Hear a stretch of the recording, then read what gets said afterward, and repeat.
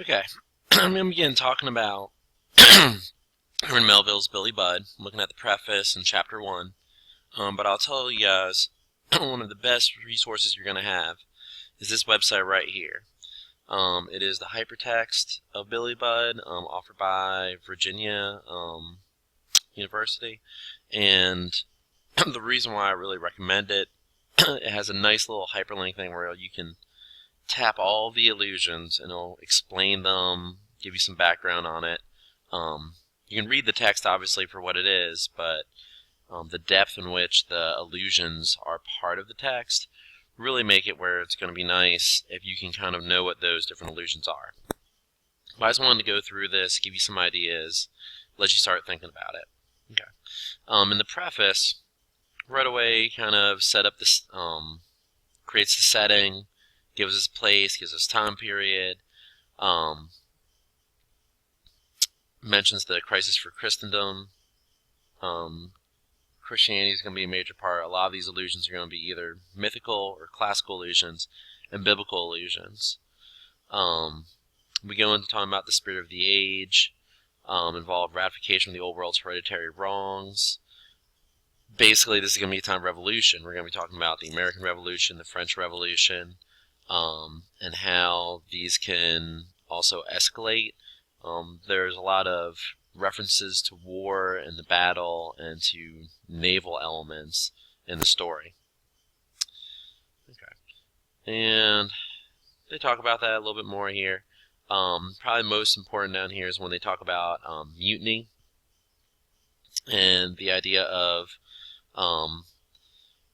the reform of the naval system, which led to the execution of people for mutiny and different ways in which to steer away from mutinies.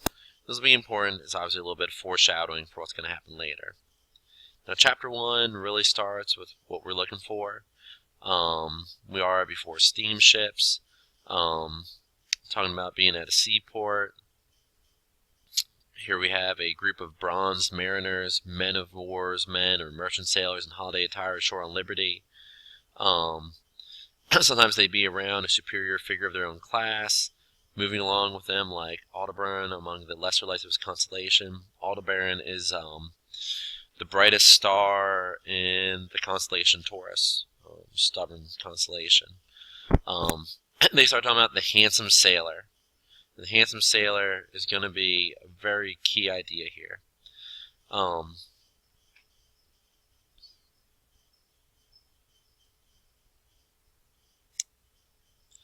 He then goes and talks about a reference to a time that happened, right?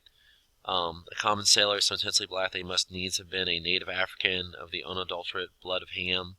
Ham, the son of Noah, who snuck in on Noah and saw him naked and thought it was funny and told his brothers, and then Noah curses him so that you will be a servant to your other brothers. So a lot of times, sons of Ham is a reference to African Americans. But they talk about his symmetry, his how he's dressed, and have this kind of praiseworthy description of this African sailor. Continues the story. Hot noon in July, his face luscious perspiration, beamed with barbaric good humor. Jovial sallies right and left, his white teeth flashing. He rocked along the center of a company of shipmates. You have lots of different people there. They have a nice little reference to Anacharsis Cloutz, who was a French Democrat. Just basically talks about him. You probably don't need to know too much about him, but he is an important person that I believe was somewhat full of himself. Took pride in the evoker of which the Syrian priests doubtless showed for their grand sculptured bull when the faithful prostrated themselves. Basically deifying the handsome sailor. This idea of deifying the handsome sailor is pretty essential to this book. That godlike or angelic or these kinds of references are going to be important throughout this. And they're talking about Baal, B-A-L, that grand sculptured bull. But basically, the idol, the idea of worshiping something, and they seem to be worshiping this handsome sailor. But like I said, Melville is deifying him.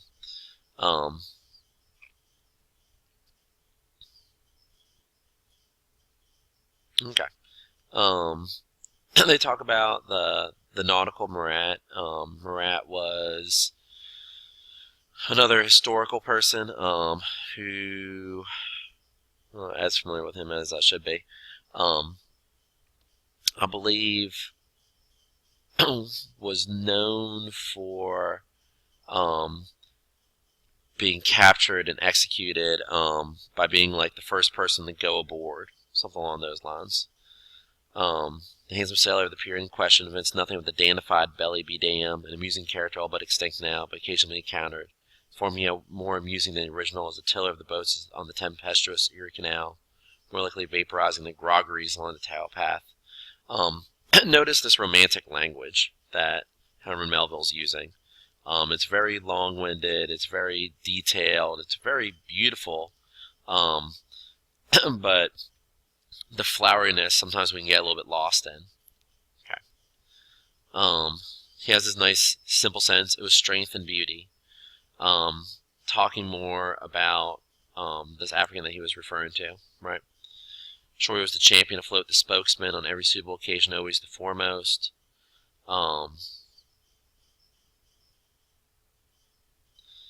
They reference him to be Alexander the Great, who Bucephalus is a horse that Alexander the Great was able to capture.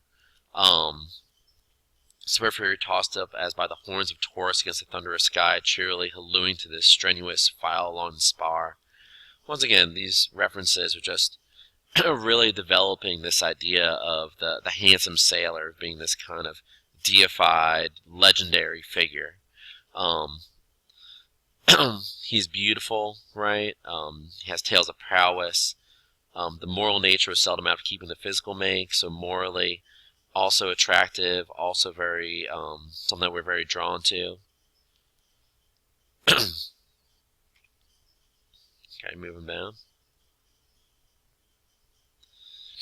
As we kind of go along, we have this nice little transfiguration into welcome-eyed Billy Budd, or Baby Budd, is more familiar under circumstances here have to be given. He at last can be called, aged 21, foretopman of the British fleet towards the close of the last decade of the 18th century. He enters the king's service, basically because he was on an English merchantman ship, HMS Indomitable, which ship was not unusual in those hurried days, having been obliged to put to sea short of her proper complement of men, sees Billy, and Lieutenant Ratcliffe basically takes him aboard.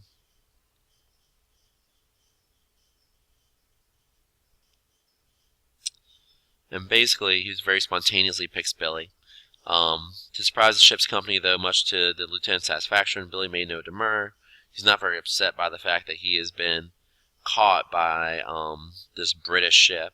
Okay, any demur would have been as idle as the protest of a goldfish popped into a cage. This idea of him being captured by the British Navy, caught by them, it's kind of important. Kind of moving into the idea of Billy being very innocent, of him not being someone who necessarily deserves to be taken onto a naval battleship like this. Okay. Yeah. The shipmaster was one of those worthy mortals found in every vocation, even the humbler ones, the sort of person whom everybody agrees in calling a respectable man. He's a plowman of the troubled waters, so kind of describing in a very pastoral way that he is just doing his daily work. Okay.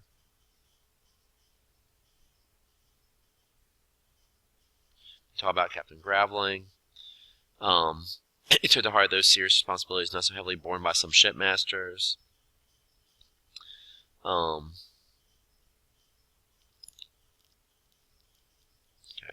So now they're talking about Billy Budd getting down, getting aboard the Indomitable. Lieutenant Burley and Bluff, no wise successor by Captain Gavling, submitting to proffer the customary hospitalities on occasion, so unwelcome to him. The mission simply caused by preoccupation of thought. So the captain is lost in his thought. He feels a lot of responsibility. This idea of him having all this weight on his shoulders, of him having kind of a life and death decision to make, it's pretty important. It's going to kind of build into where we're going in this story.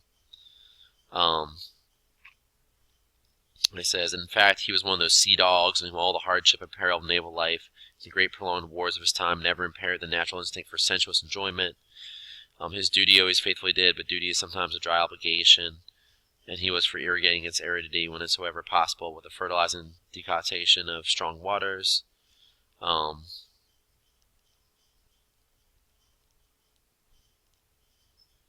So they're just kind of talking about the captain a little bit more.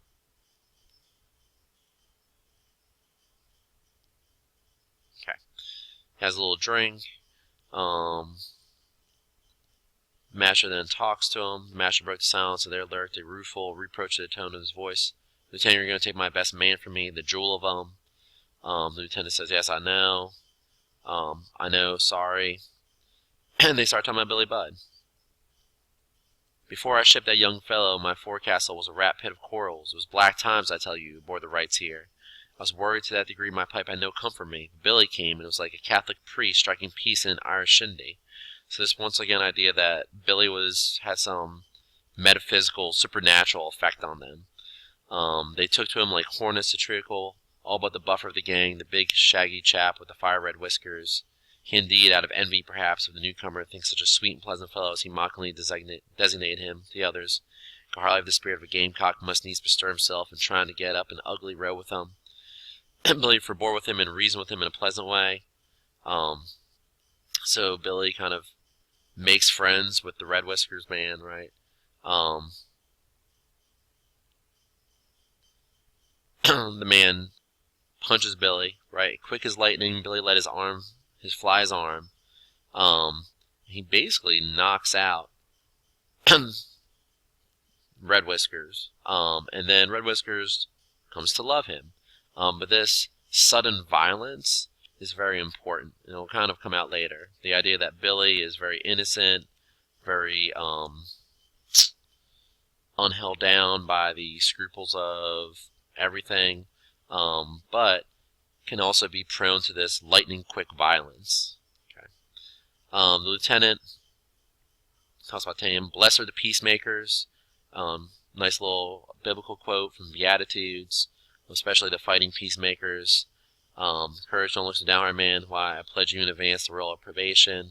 Rest assured that his majesty will be delighted to know that in a time when his hard tack is not sought for by sailors with such avidity as it should be, a time also when some shipmasters privately resent the borrowing from them a tar or two for the service, be delighted to learn that one shipmaster at least cheerfully surrendered to the king the flower of his flock, a sailor who with equal loyalty makes no dissent. So, basically he takes them and pays the master, the captain, but the man's not very happy about it, obviously. Okay. They have a nice little reference to Lieutenant pushed off from the rights of man. That was a merchant ship's name. So we're pushing off from the Enlightenment. We're pushing off from Thomas Paine's discussion of equity between people, right? And instead goes to